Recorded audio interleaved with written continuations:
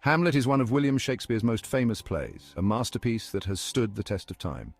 It is a tragedy that has captivated audiences for centuries, drawing them into its intricate web of emotions and conflicts. The play explores themes of revenge, justice, betrayal, and morality, delving deep into the human psyche and the complexities of life.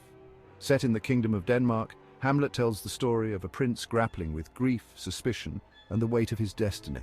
The young prince is haunted by the ghost of his father, who reveals the treachery that led to his untimely death.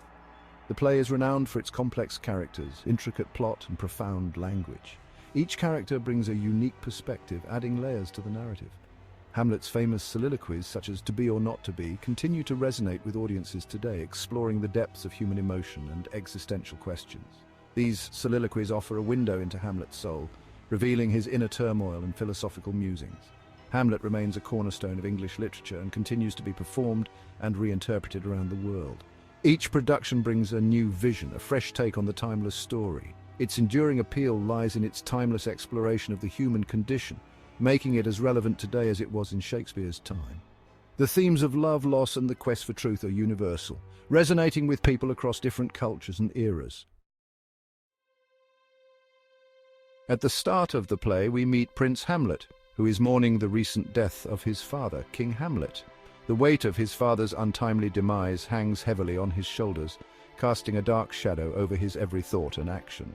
Adding to his grief, his mother, Queen Gertrude, has hastily married her brother-in-law Claudius, who now sits on the throne of Denmark. This sudden and inappropriate union leaves Hamlet feeling betrayed and confused as he struggles to understand his mother's actions. Hamlet is suspicious of Claudius and deeply troubled by his mother's quick marriage. He cannot help but feel that there is something sinister behind Claudius's ascent to the throne, and his distrust grows with each passing day. He feels a profound sense of betrayal and finds himself increasingly isolated in the Danish court. The once familiar halls of Elsinore now seem cold and unwelcoming as Hamlet grapples with his inner turmoil. Hamlet's melancholy and introspective nature is evident from the beginning. He spends countless hours lost in thought, questioning the nature of life, death, and his own existence. He is haunted by his father's death and cannot shake off the feeling that something is amiss. The sense of unease gnaws at him, making it difficult for him to find peace or solace. His suspicions grow when he encounters the ghost of his father. The apparition reveals unsettling truths, confirming Hamlet's worst fears and setting him on a path of vengeance and discovery. The ghost of King Hamlet appears to his son Prince Hamlet in the dead of night, revealing a shocking and horrifying truth that shakes the very foundation of the young prince's world. The ghost tells Hamlet that he was murdered by his own brother Claudius in a most treacherous and deceitful manner.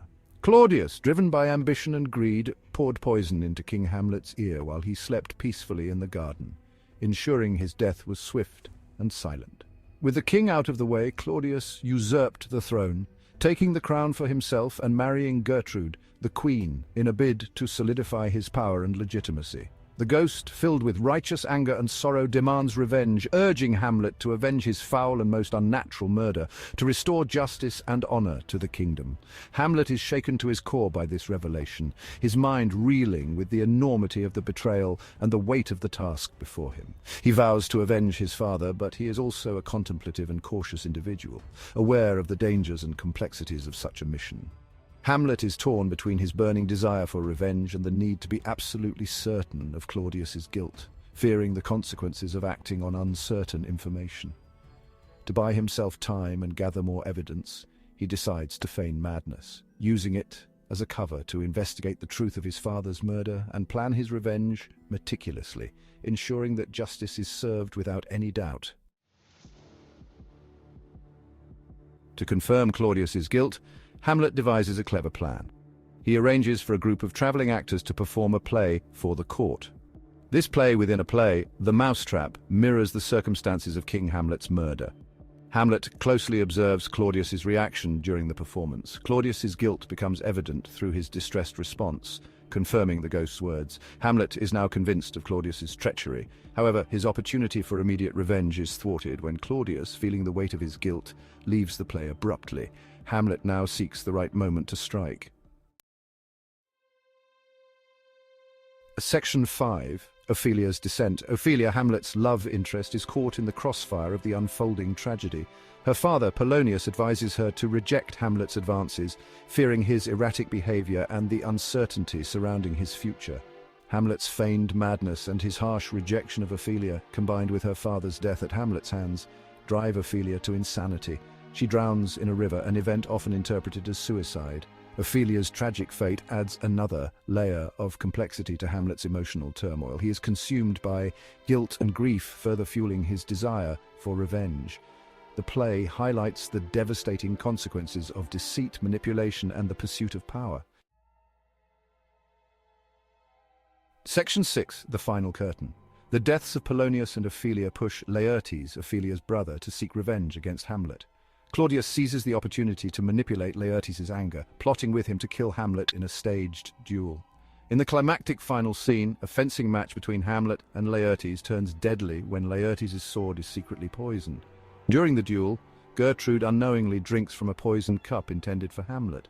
As the poison takes hold, a chaotic struggle ensues. Hamlet, realizing the treachery, forces Claudius to drink from the poisoned cup. In the end, all four, Hamlet, Claudius, Gertrude, and Laertes, succumb to the poison. Section 7. Revenge and reconciliation.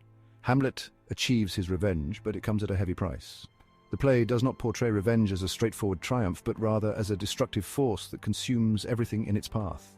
With the royal family dead, Fortinbras, the Prince of Norway, arrives on the scene. Fortinbras, who has been a relatively minor character throughout the play, represents order and stability. Hamlet, with his dying breath, endorses Fortinbras as the new ruler of Denmark. Fortinbras, shocked by the carnage, orders a military funeral for Hamlet, recognizing his tragic fate and the weight of his actions. Section 8. A legacy of intrigue. Hamlet's story is a complex exploration of morality, revenge, and the human condition. The play's enduring power lies in its ability to resonate across time and cultures. Shakespeare masterfully weaves together themes of betrayal, justice, and the corrupting influence of power. The play's tragic ending serves as a cautionary tale, reminding us of the high cost of vengeance and the fragility of human life. Hamlet's legacy continues to inspire countless adaptations, interpretations, and critical analyses. The play's enduring relevance lies in its exploration of universal human experiences: love, loss, betrayal, revenge, and the search for meaning in a world filled with uncertainty.